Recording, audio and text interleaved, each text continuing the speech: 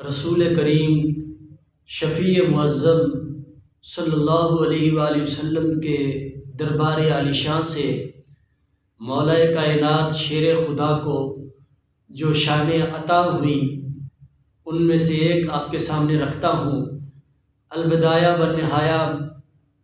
جلد نمبر 7 صفحہ 383 کے اندر ہے۔ حضور علیہ الصلاۃ والسلام کان رسول اللہ صلی اللہ علیہ وآلہ وسلم جالسا بالمسجد، کہ حضور کریم صلی اللہ علیہ وآلہ وسلم مسجد نبوی میں تشریف فرما تھے۔ وقد اطاف به،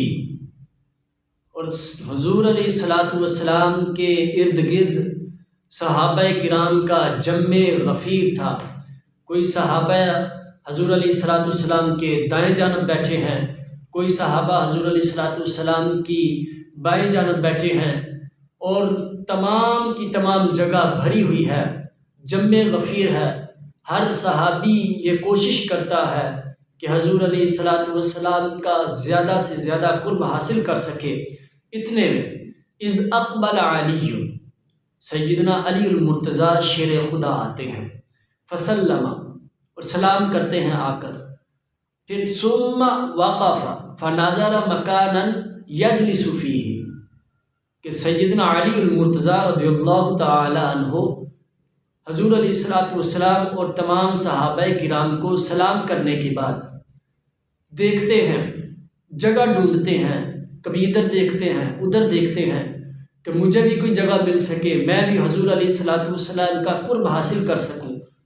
تو اتنے میں جب وہ دیکھتے ہیں تو حضور علیہ الصلاۃ والسلام نے دیکھا، فناظر رسول اللہ صلی اللہ علیہ وآلہ وسلم الی وجوہ اصحابہ ایہم یوسع لہ، کہ حضور علیہ الصلاۃ والسلام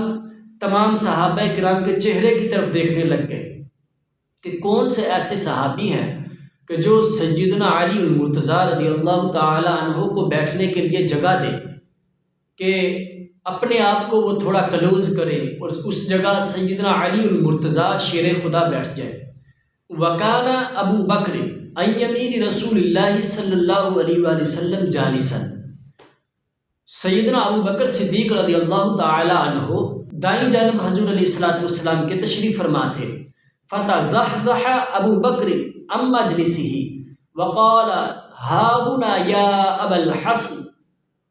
کہ سیدنا ابو بکر صدیق رضی اللہ تعالی عنہ اپنے آپ کو تھوڑا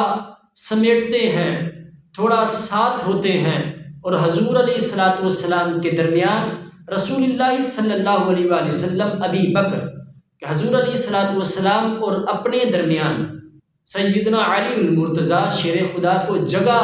عنایت فرماتے ہیں، اور فرماتے ہیں او اے علی المرتضیٰ، اے ابا الحسن، اس جگہ آ کر بیٹھیے۔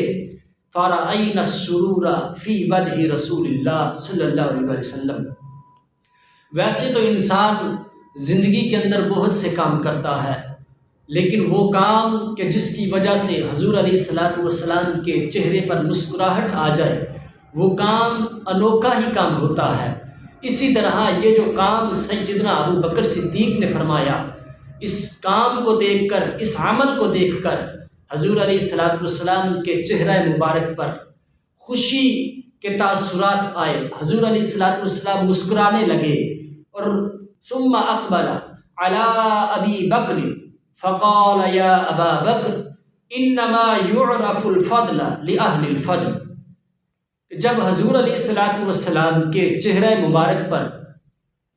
خوشی کے تاثرات آئے، اور حضور علیہ الصلاۃ والسلام سیدنا ابو بکر صدیق رضی اللہ تعالی عنہ کی طرف متوجہ ہوئے اور فرمانے لگے انما یعرف، کہ بے شک وہی جانتا ہے، فضل، فضیلت والا، بے شک فضیلت والا ہی جانتا ہے۔ کس چیز کو جانتا ہے؟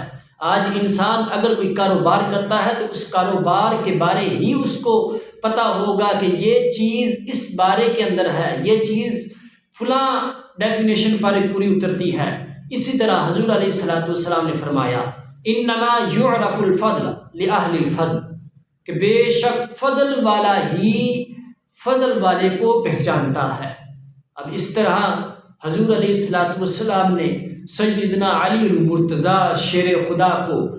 فضل والا انسان بتایا کہ ان کا ہر کسی کو فضل والا ماننا چاہیے کہ سیدنا علی المرتضیٰ شیر خدا کرم اللہ وجہہ الکریم یہ فضل والے انسان ہیں۔